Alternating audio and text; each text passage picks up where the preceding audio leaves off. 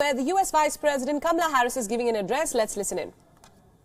Extraordinary leaders who are here today, I thank you for the kind introduction and your years of dedicated leadership. And thank you also to Chancellor Scholz for your kind words. So it is an honor to join all of these distinguished leaders from around the world this morning. I am certain we all recognize this year's gathering is unlike those of the recent past. Not since the end of the Cold War has this forum convened under such dire circumstances. Today, as we are all well aware, the foundation of European security is under direct threat in Ukraine. Let us remember, from the wreckage of 2 world wars, a consensus emerged in Europe and the United States. A consensus in favor of order, not chaos. Security, not conflict.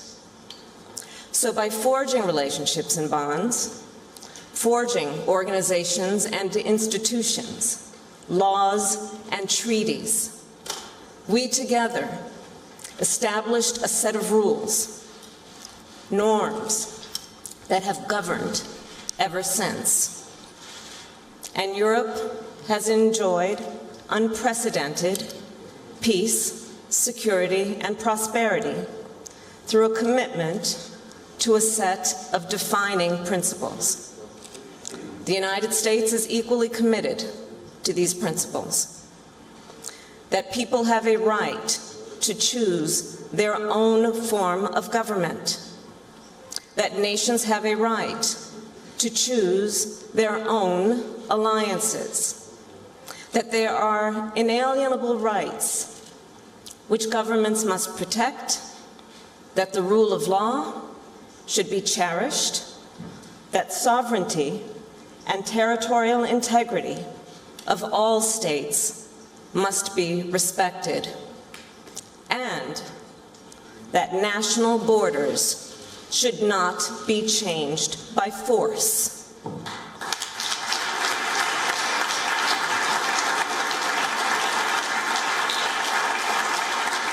We are here in Munich together to reaffirm our commitment to these principles.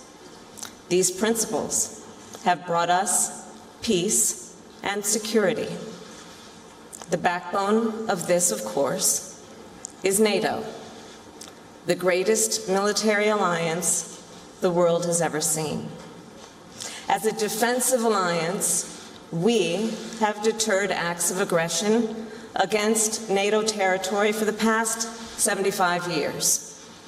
And today, let me be clear, America's commitment to Article 5 is ironclad.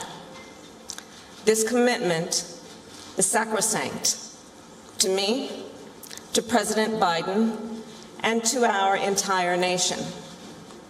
In fact, I am joined here in Munich by a bipartisan delegation from the United States Senate and the United States House of Representatives. They are Democrats and Republicans. They have a wide range of political views, but they stand together in recognition of the value and the importance of our NATO alliance.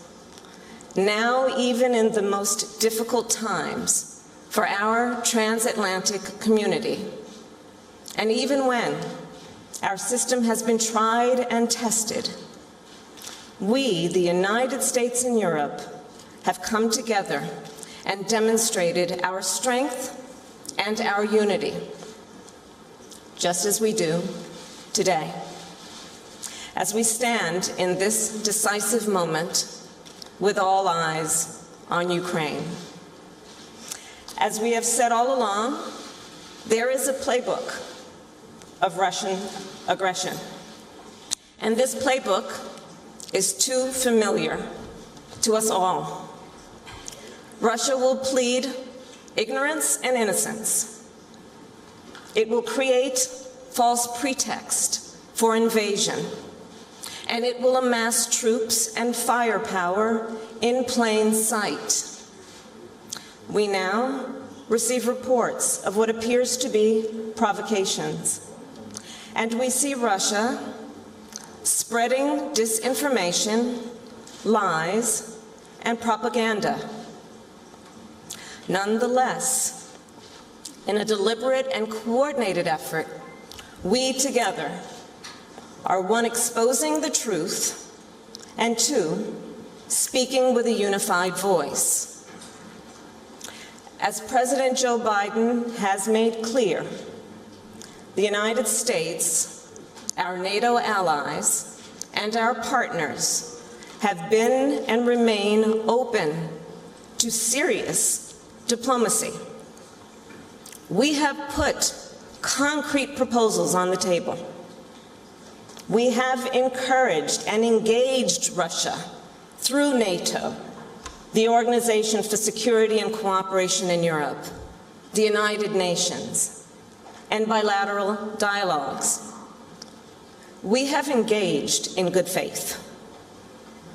Russia continues to claim it is ready for talks, while at the same time it narrows the avenues for diplomacy. Their actions simply do not match their words. And let me be clear, I can say with absolute certainty, if Russia further invades Ukraine, the United States, together with our allies and partners, will impose significant and unprecedented economic cost.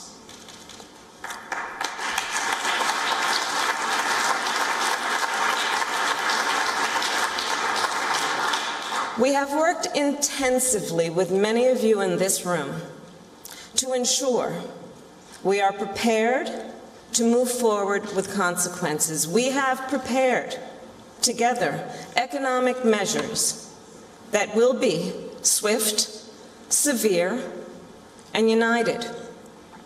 We will impose far-reaching financial sanctions and export controls. We will target Russia's financial institutions and key industries. And we will target those who are complicit and those who aid and abet this unprovoked invasion. Make no mistake, the imposition of these sweeping and coordinated measures will inflict great damage on those who must be held accountable. And we will not stop with economic measures. We will further reinforce our NATO allies on the eastern flank. In fact, together, we have already taken steps to strengthen our deterrence and collective defense. We have deployed an additional 6,000 American service members to Romania, Poland, and Germany.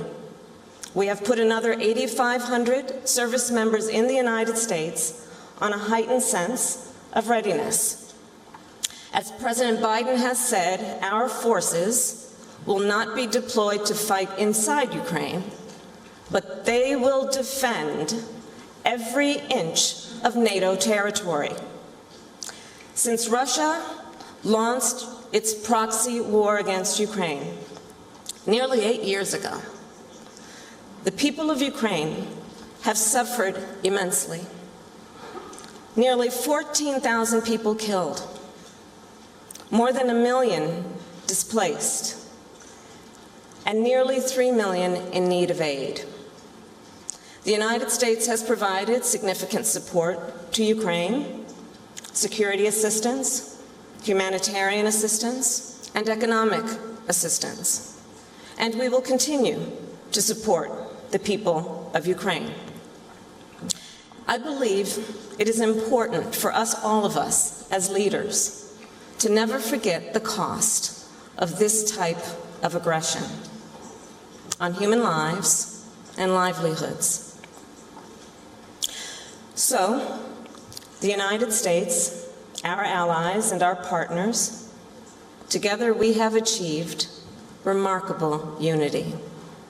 It is evident in our shared acknowledgement of the threats, our united response, and our determination to uphold international rules and norms. In the face of Russian aggression, I have been reassured and heartened by the widespread agreement across the transatlantic community that these rules and norms will be defended. And we should not lose sight of how rare it is in history to have a prolonged period of relative peace and stability. So let the past few months be a reminder to us all. Defending the rules and norms, upholding our principles, this is the vital work of each generation. In recent years, some have questioned whether the West is up to the task. Some have wondered whether this system can endure. Some have done so even on this very stage. Indeed, the theme of this conference 2 years ago questioned the staying power of the West, whether or not the transatlantic community was losing its cohesion, its influence, its appeal. So I will answer the skeptics and those seeking to test us.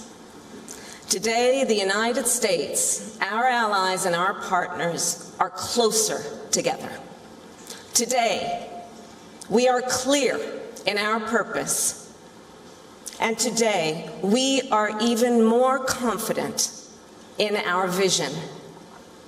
Our strength must not be underestimated, because after all, it lies in our unity. And as we have always shown, it takes a lot more strength to build something up than it takes to tear something down. Thank you all.